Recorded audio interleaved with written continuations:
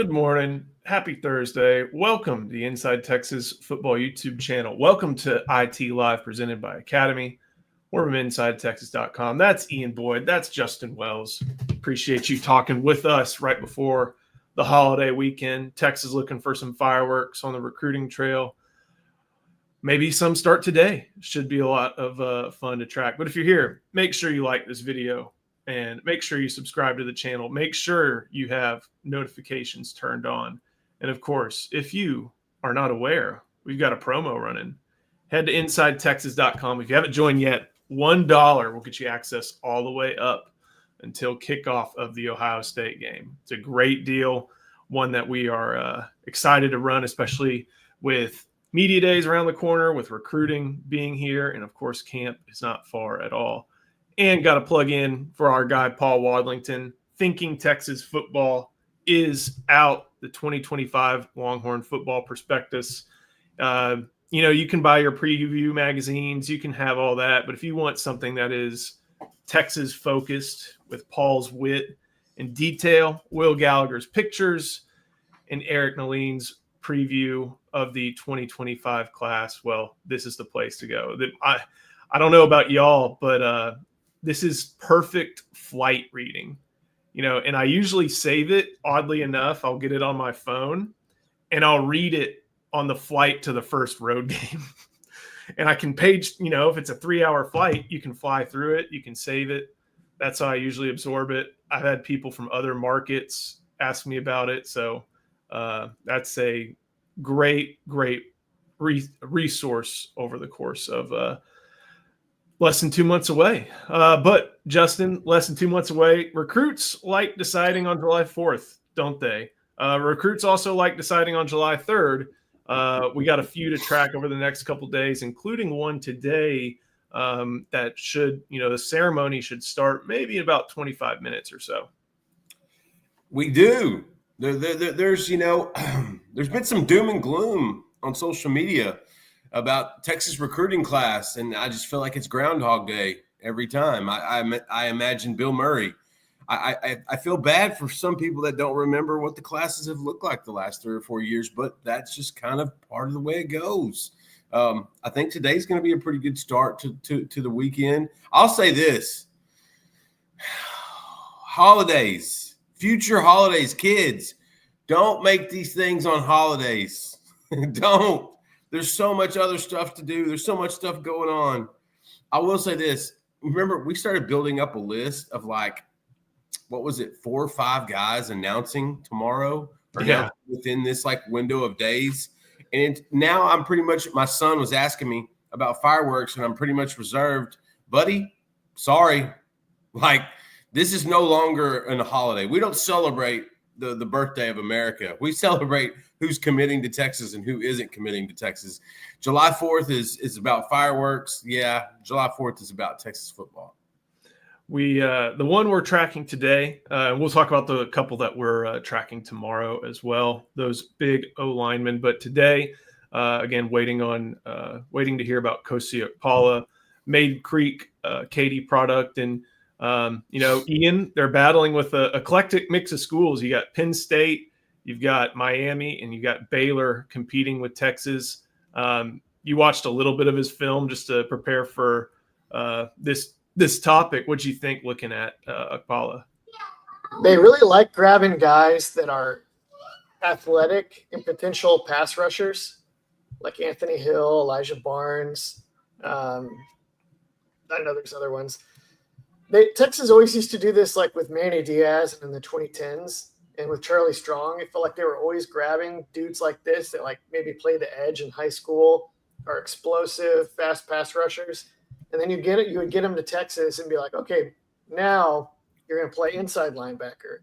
So when the guard does this and the fullback does this, you do this. But if this happens, and then you just would watch all of them turn into nothing, right? And it was so frustrating. And it was it never mattered. You could just name off all the dudes Texas brought in every year, and they would get taken away from the edge and put inside and not amount to much. But that's not really how it's worked with this staff. So I watched this film, and the first thing that happens is I get a little PTSD because I'm like, well, he's playing the edge. He's awesome attacking the backfield. He's explosive. When he hits people, it's like Anthony Hill, not quite like Anthony Hill, but like he hits people and you can see the shock of impact. And so it's exciting. And it's like, but he's going to have to learn how to play linebacker. How's that going to go? But that worries me a lot less because they've shown that they know how to cover these guys up. They know how to teach them to get where they need to be. So it'll probably take him a couple of years if he comes to Texas before he can actually learn to play the position they want him to play at. But A, they've shown they can teach him, and B, that he's going to have time because that room is not barren where it's like every year the freshman class are like, hopefully these guys are good because previous class definitely ain't it. So, yeah, I'm generally optimistic.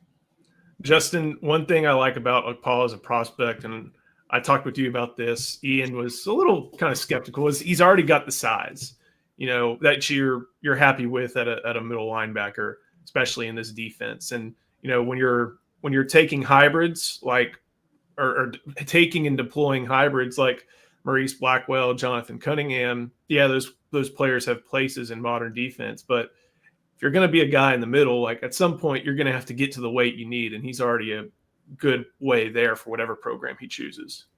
Yeah, I mean, he's got the weight to potentially play on special teams early, I feel like, and he's got the athleticism. I like the Blackwell hybrid thing because it kind of remind me they're different players. I'm not saying they're similar. I'm saying that I think that Kosi could play pretty early. But that's the thing. It's an assembly line at linebacker right now. So you're going to have to wait your turn. And that's kind of the way you want it. That's the way you want that room to look. That's the way you want every room to look. But Kosi can get to probably, I could see him at 235 and not losing any of his quickness, any of his speed, anything like that. You go over that, you get in the 240, 245 range, you're going to slow him down a little bit. And that's one of the things he's good at. He's explosive. He's got that ability. And so I love they'll get developed. They're not going to, it's crazy. I can't believe I'm doing this. Cam Newton's podcast, I watched some of it the other day, and I don't know why. He normally talks about absolutely nothing over and over and over again, but he made really good points about Arch Manning. And he made a great point about high school kids in college. He said, don't go somewhere where you play early. That just because you play early doesn't mean you're getting developed. Just because you start early doesn't mean you're getting better. Go somewhere where you're getting developed. And Cam actually made sense. I was as shocked as anybody else. And it kind of reminds me of that with Kosi. It's like, don't worry about playing early. Just worry about getting developed. Worry about getting in the system and learning it. And in 3 years, you'll be ready to potentially make a decision like that. But Kosi's going to be just fine. He's going to be a guy inside. He's going to be watching Leon LaFau. He's going to be watching Ty Anthony Smith. There's some good dudes there. And then he's going to be right behind Elijah Bo Barnes. And so I love that room.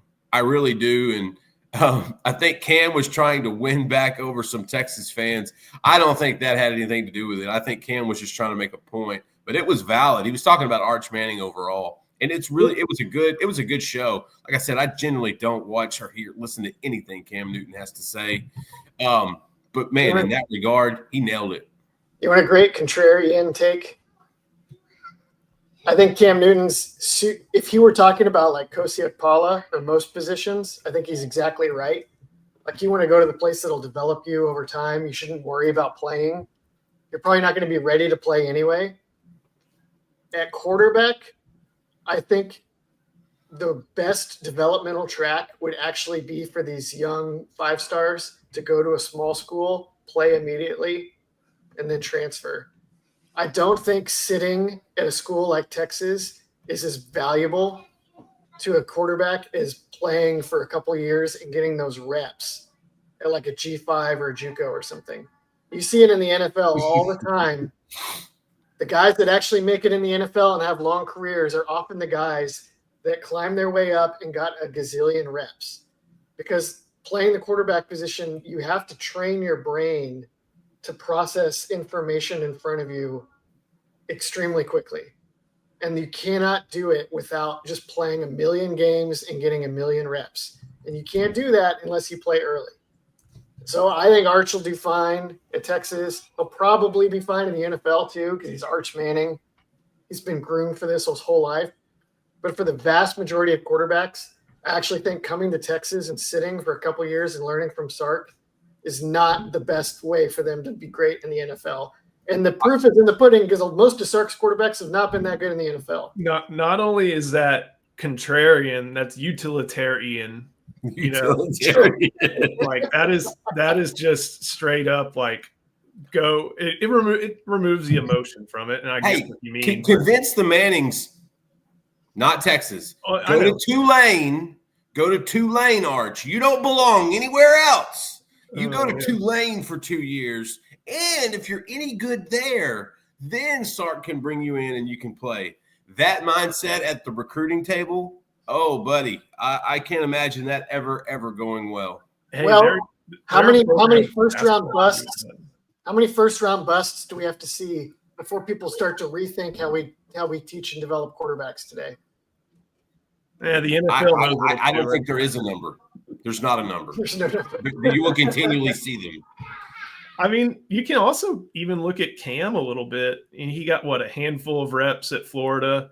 Yeah. Goes to Blinn, wins a JUCO title there, then goes to Auburn, has the one of the, if not one of the best individual season we may have ever seen, and then he goes and has a great NFL career because he accumulated those reps and he had one good season. He did not have a great NFL career. It was pretty good for a quarterback.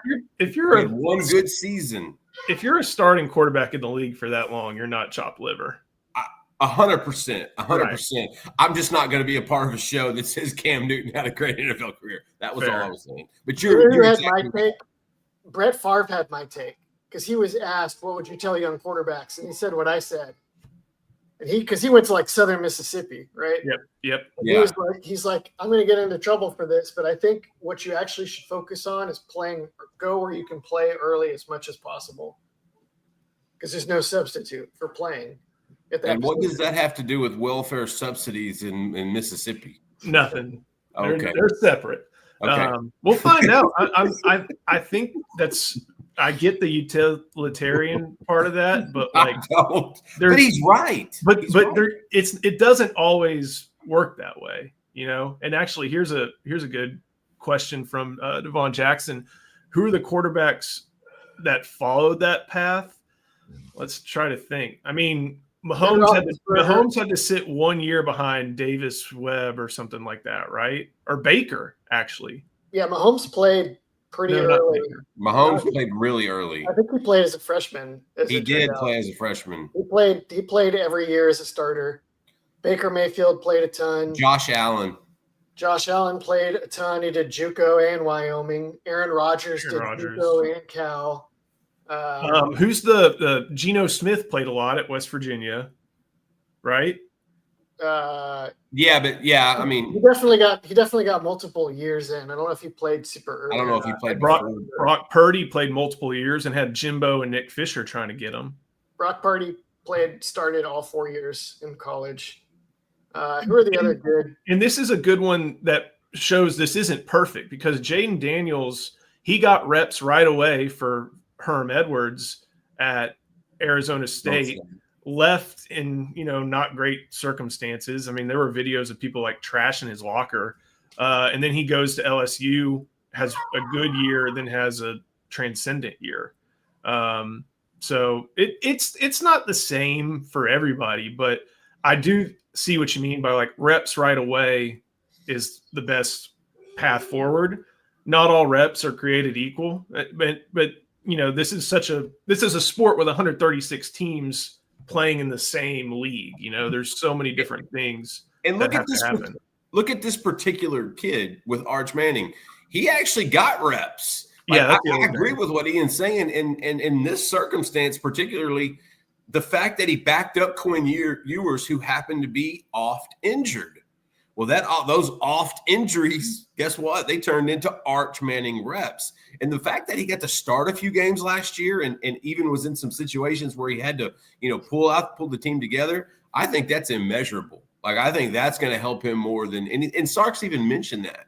You know what else would help is to stick around for 2 years as a starter at Texas, even if he could jump after this year and go top 5. Yeah. It's really hard for guys to turn down going in the first round. But he's not But for turning someone that that down. has the long view like Manning, you would probably benefit more from another year starting in the SEC at Texas Yes. than going to the NFL and either being rushed into action or sitting for a while and having to start. And with NIL, Ian, it's even more likely. He could make more at Texas probably than he on a rookie scale That's what I'm contract. trying to say. Even with that, exactly. Even with NIL, It'll I think be it's cutting more it close in the first realistic. round. So It is. I'm sure it is cutting close. Plus, he could get like an immediate Gatorade deal or something. Like, who else really fits into this one? Joe Burrow had to wait a long time to play, but he stuck around for 5 years in college before he went pro. He got 2 full years as a starter, which helped a lot. Alex Smith. Yeah. A lot of reps. Aaron Rodgers. I'm trying to think of some Big 12 guys. You know who's going to be a great test case is going to be Avery Johnson up at K-State. Like, that's someone who split some reps with Will Howard and then became the guy, and then is going to be the guy in K-State for a couple of years. And there's some Jaden Daniels to his game, and he doesn't have the same supporting cast Jaden Daniels did. But, that's someone who you're going to watch and see probably get better as he gets more reps within that offense. I'll tell you a quarterback that did it exactly the way Ian Boyd described it, Cam Ward. We'll see if that works out or not for him in the NFL. But he definitely he was a product of a just horrible quarterback draft. That's why I think Cam went number 1, because that was just last year's just dreadful quarterback draft. Dak Prescott, people asked about him. Dak Prescott started for 3 years in a row at Mississippi State.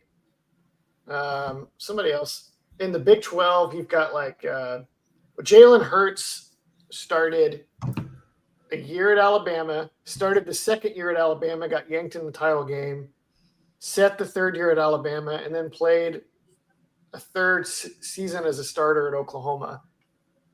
And you can tell those reps and working under a few different offensive coordinators made a big difference for him. Kyler Murray only played a single year. He's also had a little bit of a sketchy NFL career, although he got a huge bag. He's Kyler's also special. Athletes. There's not very many Kyler Murrays out there, There's like 2 maybe. And one of them looks like Bo Jackson, and the other one looks like Deion Sanders, and the other one looks like Kyler Murray. So we'll talk a little. I like this. We can explore this a little bit later. We got to talk, Justin, about a few of the decisions that we're tracking tomorrow. One, we have a big piece over on Inside Texas from Charlie Williams, who I see in the chat. That's about John Turntine, Texas, Michigan, Texas A&M, Stanford. The Longhorns have had their ebbs and flows in this recruitment, but it looks like they're having a strong flow here in the last 24 hours before he makes a decision. Yes, I like the direction of John Turntine's recruitment. That had been so steady of a recruitment for almost 2 years, and then the official visits happened to Michigan and Texas A&M, and they really shook stuff up. And you know what? That's what those visits are for. That's what those trips are meant to be for. Take them to figure out. It's funny. We were talking to one of the recruits who didn't pick Texas, but Texas was in the mix. And he had said, I took official visits to figure out which places I don't want to go. And I thought that was a really smart way to handle it. He goes, I could play at any of these spots, but I actually picked 5 or 6 OVs to knock them out, to help me determine it like an elimination type factor. And I think that was kind of smart. And so I like where they're going with Turntine. Look, they have appropriated all their resources towards Felix Ojo and John Turntine. That's been the case. And I feel like it's probably hurt them in the regard of maybe getting a couple other offensive tackles earlier in this cycle. But this is who they want. And at this stage, I'm not arguing with Kyle Flood. I see the upside in both guys. I see the tremendous potential in both guys. I hate missing on Malachi Lee. I think that guy could potentially be the best offensive tackle in the class Like, he is unbelievable. I hate missing on a kid like Zayden Crimpin. I think he can play all 5 positions across the front of the offensive line. But look, Ojo and Turntine, guys, when you're looking for bookend tackles, that's where you start. And so we're going to trust Kyle Flood on this because that's what he's pretty good at. I really want to see if Turntine could play early at guard. And then maybe if Ojo or somebody goes early to the NFL, if Turntine could then make that jump out to tackle in his last year. Doesn't that seem like a plausible? Yeah, he could play all 5 spots. He's got tackle feet. I love him. He's someone who, even as like a freshman, I could see like, okay, you're kind of in the emergency squad at this position. Maybe not center, because that takes a little bit, but like, he's someone who you can look at and be like, all right, get out there, John. You got to have a little bit more size to him. Again, I think we've said it since we're blue in the face. Like, I'm not concerned at all about how he looks right now. But that's going to be someone who, when he hits the field, he's going to look. And that's this coaching staff's responsibility to project these things. Yes. And they're pretty good at that. I'm going to let them have that. I like this one. Got a super chat from Brett Nelson. We'll get to Ojo in just a second. How are we feeling about the early spreads on OU and A&M? I found those on FanDuel yesterday. Yeah. 10.5. Texas favored in both those games. Both of them the same. Interesting. Okay. And Texas was listed as an underdog at Ohio State and at Georgia. I think about a 6.5 favorite at Florida, but double-digit point favorites versus Oklahoma and A&M. Justin, let's do the A&M part first. We'll get our OU insight in a second. But A&M 10.5. It's in Austin. That's still a big number. That's part of it. That's not even what Texas hit, in this past year's game. They only hit 10. Yeah, no. Well, I mean, they could have hit 25 if not for a couple of red zone interceptions.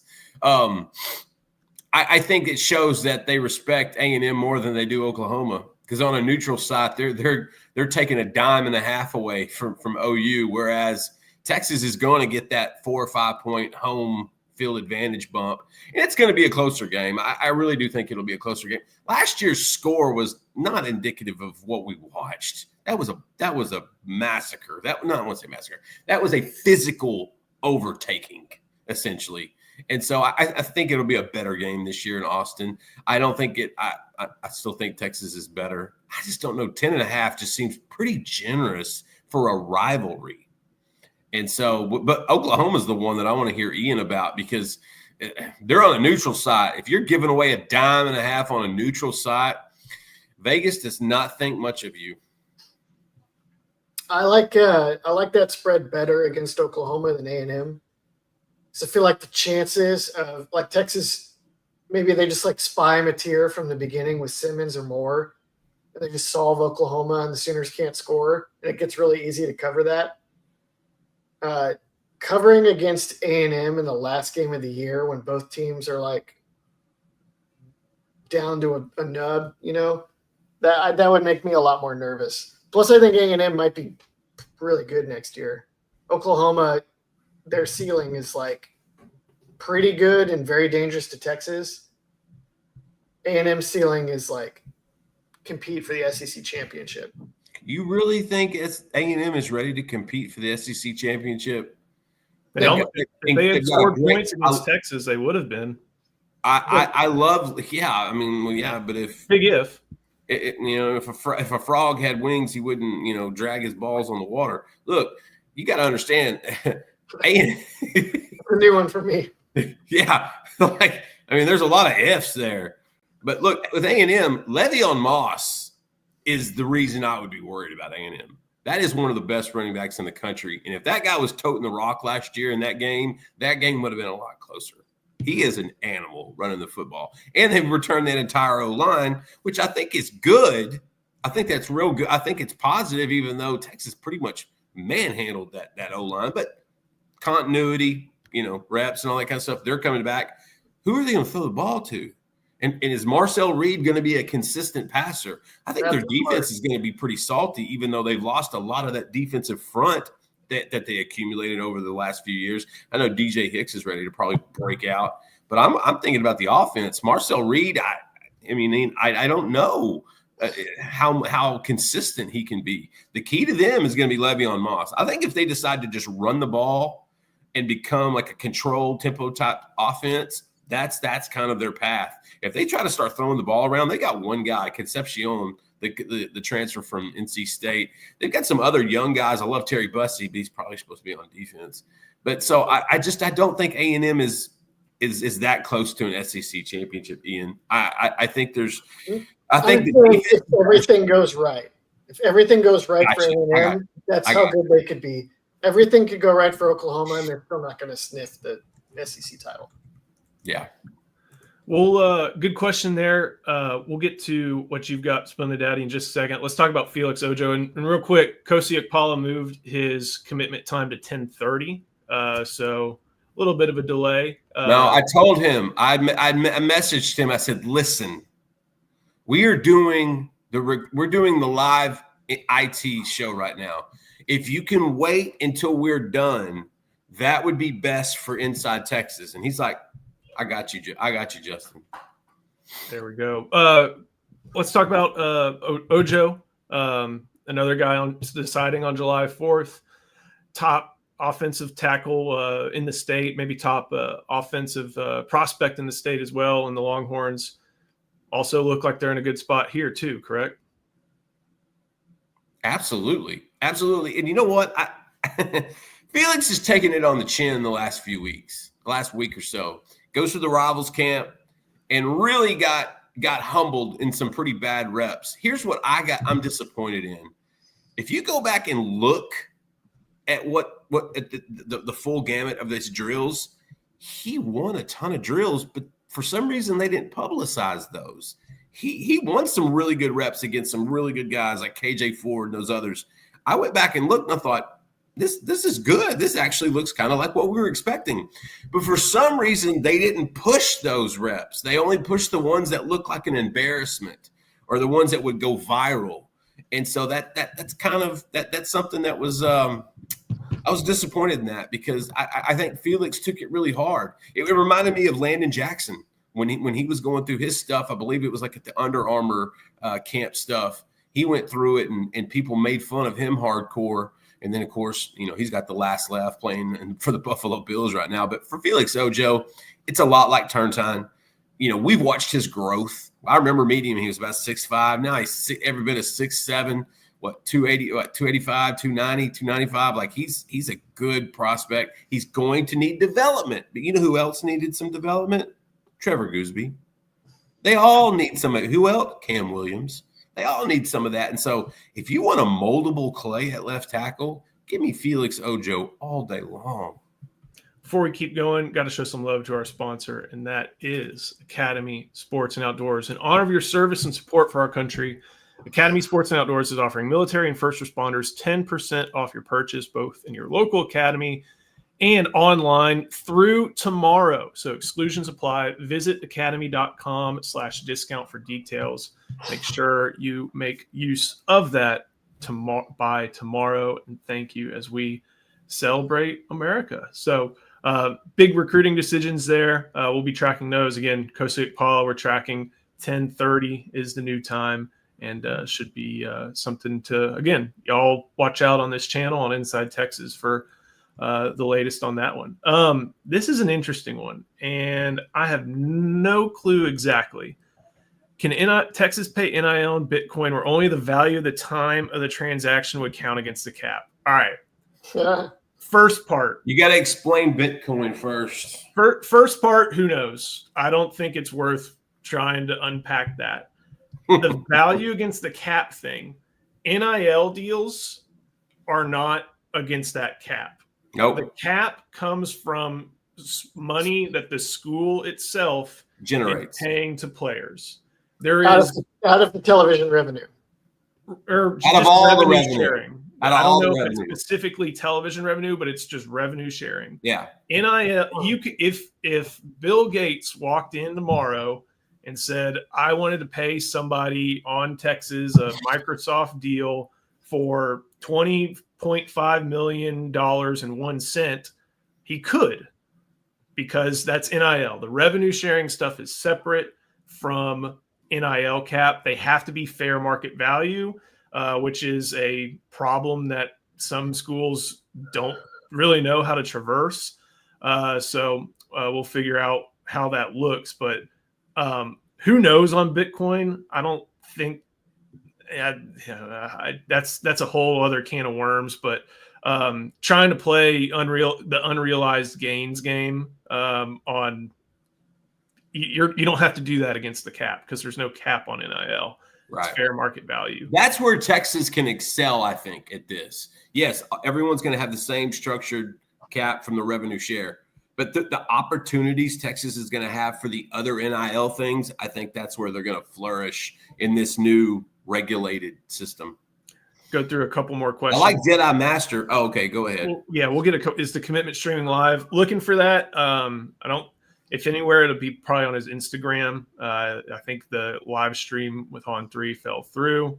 It did. They were trying to set something up yesterday with him, and they couldn't get their streams crossed. Yeah. But it's at his high school. How thick is the smoke about Texas and Braden Rouse? Justin, you had an update last night on this. Yeah, it was brief, but I caught up with him, and I didn't want to bother him. He was on a family vacation, with and so you don't really want to mess with kids when they're spending time. But we know, and you made a great point. He had mentioned before, that's kind of where he wants to go to make that decision making. That's kind of the stage he's at, and so.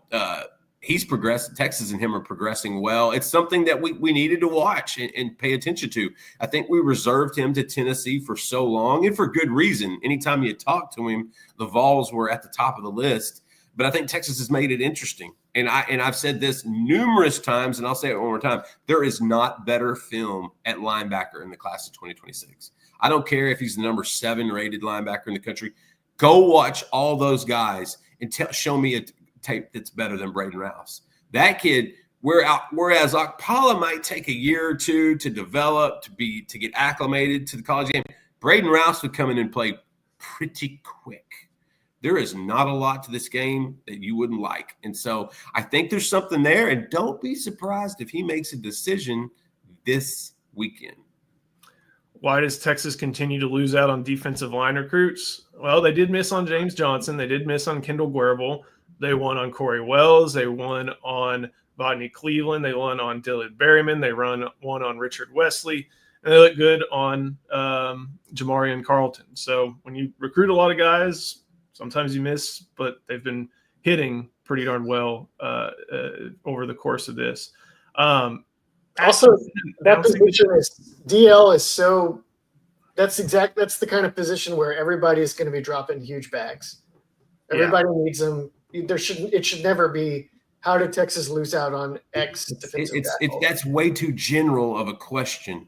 Every recruitment is different. Especially in the NIL era. With Guerville, this kid came out of Austin wanting to go to Texas. Simple as that. And Texas had him as a priority. They really liked him since the spring. Florida has you were talking about a school that hasn't recruited the D-line well. It's Florida. So what do they have to do in this type of situation? They have to up the offer. It's more. It's not. I use the poor word of desperate, but you have to kind of increase it so you don't completely strike out on the defensive line. That's why when they went back to Guerville with a much better offer, that's why he couldn't turn that down. He loved the idea of going and playing at Texas, but in this particular recruitment, Florida needed him more than Texas did. And that's why you can't say, well, Texas did really good with these guys or they did really bad with these. Every single recruitment is different, and every single one has a backstory. And even now with NIL and with agents and with all this other stuff that goes on, there are so many variables.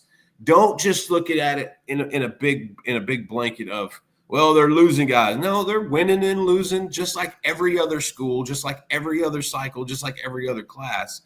It's just every kid is different, and everyone's going to have a different story in a different situation.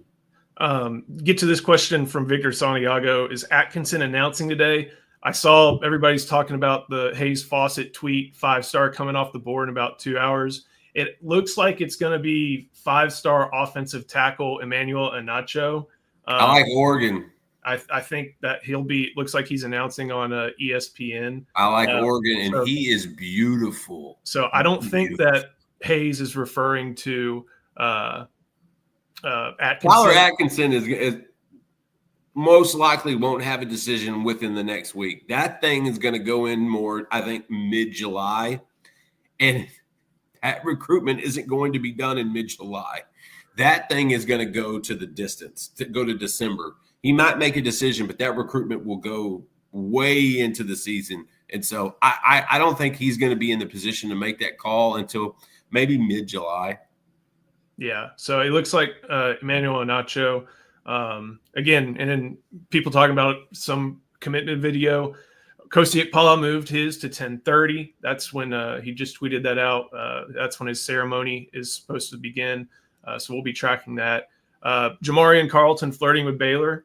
Yeah, if you watched Recruiting Intel on Tuesday, we talked a lot about how Baylor is really putting the Central Texas pitch on for Carlton. And they're spending money. But Texas remains in a good spot here. Charlie Williams has been all over that one. So check Inside Texas for stuff related to Carlton. Here's a good one. Let's see. What's your view of Akpala? Could be a Riley Pettijohn type. Pettijohn, I think, had better speed and athleticism. Yeah, Pettijohn was a much better athlete. We started the video. Pettijohn running in the 100. We started the video talking a lot about Akpala, and because we thought he was going to be have announced a decision by now. So we go over that. Ian talks about going back his ability to play linebacker and the way that Texas recruits that position. So that's at the start of the video. This one, which running back recruit is at the top of the board now, Justin? Derek Cooper, baby. Look, Derek Cooper, don't sleep on this recruitment. I mentioned it a few weeks ago, and I'm doubling down on it. I think Texas and Cooper make a lot of sense. Let this one play out, because Derek didn't take an OV to Texas. He had so many other schools scheduled, and his mother didn't want to decline any of those. She wanted to be they wanted to be a family of their word, and when they said they were going to do it, they want to do it. But there's a reason he canceled his announcement, which was going to be on July 12th. And that's because he wants to hear and see what Texas has to say. That one's going to play out into the season, but I have a sneaking suspicion Derek Cooper's going to wind up in Austin. Before we keep going, got to show some love to our other sponsor, that is Andre the Lawyer. This video is brought to you by Andre the Lawyer. If you're injured, trust the team that secured millions for their clients and helped thousands of Texans with their injury case. Car wrecks, slip and falls, 18-wheeler accidents, on-the-job injuries, and wrongful deaths. Don't let insurance tell you what your claim is worth. Hire Andre the Lawyer to fight for you. Principal office is in Dallas, but they serve Texans throughout the state. So don't wait and call Andre the Lawyer today at 214-444-8808. That's 214-444-8808. The contact information is in the description. One more recruiting question. I'll wait for Justin to get back with it, but not to put the cart in front of the horse, but is the 27 class looking to be mostly skill position since this year is trench warfare? No. I don't think so, because there are some really highly touted offensive and defensive linemen in the 27 class in the state of Texas. The offensive tackle haul in the state of Texas is ridiculous for 2027. And we start with Kennedy Brown. He is a must-get of the must-gets in the must-get category, okay? Kennedy Brown will be special. He'll walk across the stage and get a bear hug from Roger Goodell one day. Caden Scott out of San Antonio Roosevelt is another one. Big-time offensive tackle on the board. Horns love him. Demarion Johnson out of Tyler Legacy is one to watch, another big kid, nicknamed Big Juicy. Yeah, the offensive line in 2027 looks really, really solid. And so I think Texas will stay closer in state with some of those other guys, similar to how they've done this cycle. Also, high school recruiting is that's where you get your big men. every year in high school recruiting should feature a bunch of big. Yes. You don't want to and worry about put skill guys in the portal years later. Yes. All right. One more. No, he's not bad for quarterback recruiting. One more thing to touch on. Micah Rhodes. We got David Rawls asking us about a 2028 running back. Micah Rhodes. Look, hey, if you know his name already, that means he's probably pretty good already. Well, he's got a lot of social media hype behind him so far, and he actually looks pretty dang good at first glance. But yeah, we're talking about 2 years from now. But Chad, I'll tell you this: Texas running back coach Chad Scott knows who he is. Hey, Hadrian, this new Emperor Hadrian wouldn't be the first to try to keep Boyd's out of the picture. So, oh man, let's go into something, Ian, that you wrote today. Importance of replacing Barron Sorrell in 2025. 3-year veteran at that jack position, and that jack position, as you explained, is kind of the new point of attack for offenses and defenses in the current game of football. Yeah, it's kind of the spot where you want your where like back in the day, your Tommy Nobis kind of Mike linebacker, or your, I don't know, the big 80s guys. Mike Britt Hager. Well, Hager was like a little faster, but I'm thinking of like the really big dudes. They're like 6'2", 270, 260 kind of Mike linebacker. Where you want that guy nowadays is more like the jack. Yes. Where he's rushing the passer some, but you're also putting this big body and this like solid athlete to the wide side of the field from a wide alignment. And you're making it to where anytime the offense wants to run the ball, and if they actually want the ball to spit out into space to the wide side, they have to go through that guy. So if he's really awesome at setting the edge, then the offense is forced to play in a box. And that's not good for offenses. That's a big win for defenses. Do you think? Go ahead. No, go ahead. Do you think that Barron Sorrell was like the perfect candidate for that position over the past couple of years? He was very good at it. I don't think he was the platonic ideal, because you can get away with playing a really big, freakish dude. Like Lance Jackson is probably like the pinnacle. From what we can tell, that'd be like the pinnacle of what you'd want at that spot, where there's like size and athleticism. But Barron Sorrell was really freaking good at it because he was so strong and he was hard to run the ball wide of him. There's like a counter run. If you want to blow up a counter run to the field, if that F, that's like the field side edge, so the jack for Texas, if he's blowing up that pulling guard, that play's going nowhere. Almost nothing else matters. If you blow up that first pulling guard, then the whole play gets blown up. The next example, if you scroll down, is duo or inside zone, which also tends to rely pretty heavily on the tight end Y getting a pretty decent block on the jack. So if you have a big, powerful jack there, and he can just like blow up that tight end and drive him inside, you ruin all the angles of the play. So it's a very important position in run defense. I hadn't thought of it as, I've been trying to say things like you don't put your best athlete at middle linebacker anymore. You put him at this spot. You see that, with some film you see of some recruits that we've been talking about, but you explain it, the kind of the X's and O's wise, because that's, if that's your best athlete, then you want them there in the middle of basically every single play. Yeah, and I would maybe caveat, you want your best athlete at like Buck or something, but maybe not your best athlete, but like your toughest, smartest. I want him involved in every big run action kind of guy. That kind of Mike linebacker. Definitely toughest. You're like your toughest and you're like most reliable, pure football player. You want that kind of guy at Jack. Like, so you don't want Simmons there because it's a forceful position. It's not as much about you want an athlete, but it's not like you don't want your like elite guy there.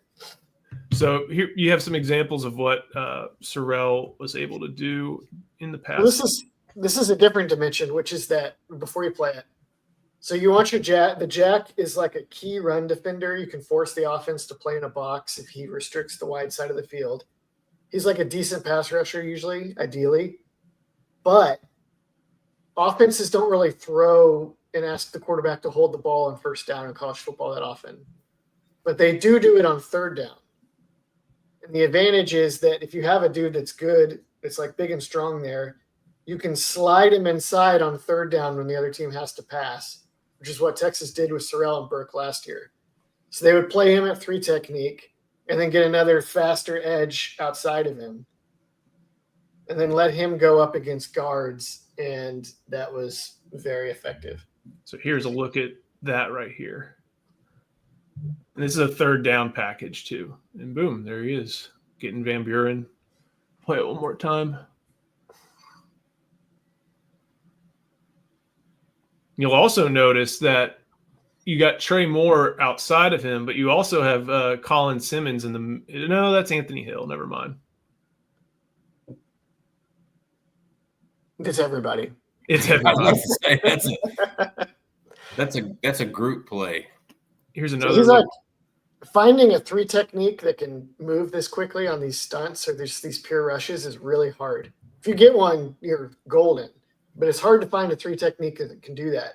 But if you can just slide your jack inside and do it when you actually need it on like 3rd and 8, then you don't need the superstar 3 technique anymore.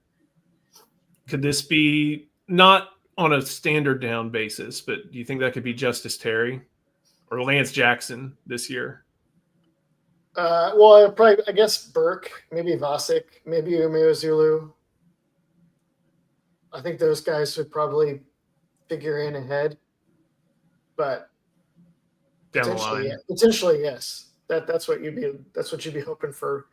Down the line, Jackson and Terry are better fits here than Vasek. I don't know. I agree with Burke, Jackson. but We'll see. Vasek. I agree on Jackson. I think Terry probably, but it's just going to be different for them. Yeah. So who are the options, Ian, for replacing Sorrell in 2025? So Ethan Burke already did. It was like a bit of a timeshare last year between Burke and Sorrell.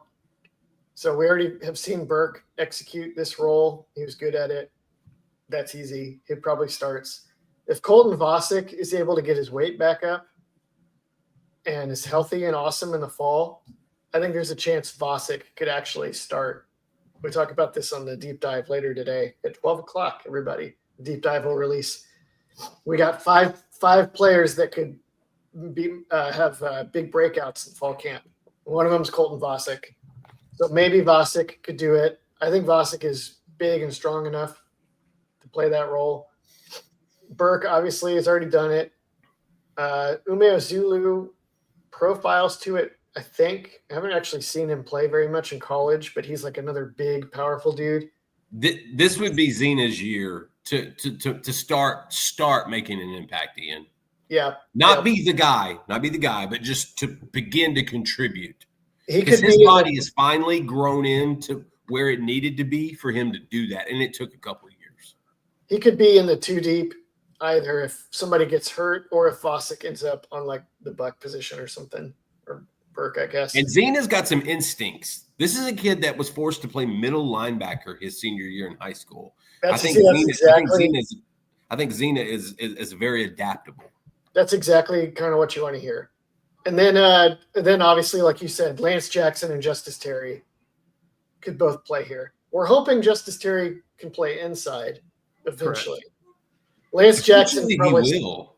Lance Jackson is going to probably stay outside his whole career, I reckon, and play this position. It feels like with Lance Jackson, it's kind of a mirror because remember he played a lot of tight end at Pleasant Grove. That's mostly run offense, isn't it, Justin? But still, that's like a guy at that point of attack. It's like a wing T type style. They don't throw the ball very often, but he's when still they do, at that same point of attack. Yeah, that's another good indicator. Landon Jackson played a role kind of like this for Arkansas. So Lance Jackson's older brother, and he got right. And Landon's the stronger of the two. Lance is the more athletic of the two. Landon was really good at it.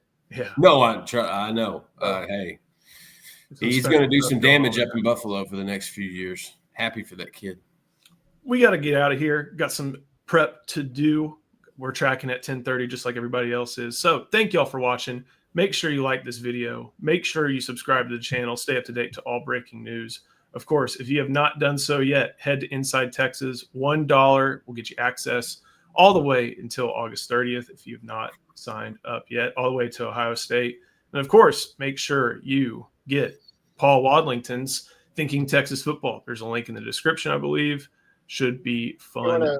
Rapid fire. Sugar Father dropped us a couple bucks. Rapid fire. Ian, Jack sounds like a Space Force position. Is it? Go.